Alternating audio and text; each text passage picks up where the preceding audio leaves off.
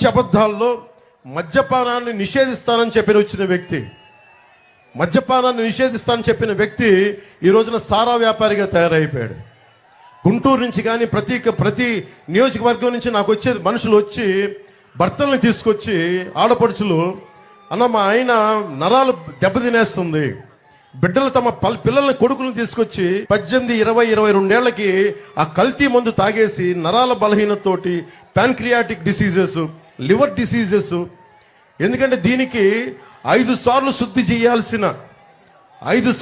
చేయాల్సిన మద్యపానాన్ని కేవలం 2 సార్లకే పరిమితం చేసి ఎక్కువ 2,000 లీటర్లు చేసే చోట 6,000 లీటర్లు అవుట్పుట్ తీసేటప్పటికి క్వాలిటీ పోయి ఈ రోజున మొత్తం ఆ మనకి ఆరోగ్యాలు పాడైపోతా ఉన్నాయి. మా నాన్న అబ్కారీ శాఖలో పనిచేసిన వ్యక్తి, పోలీస్ నుంచి. సో మా నాన్న చెప్పే చాలాసార్లు చూస్తా ఉన్నాను, కల్తీ మందు ఇవ్వకూడదు, నిర్మోహమాటంగా చెప్తున్నాం.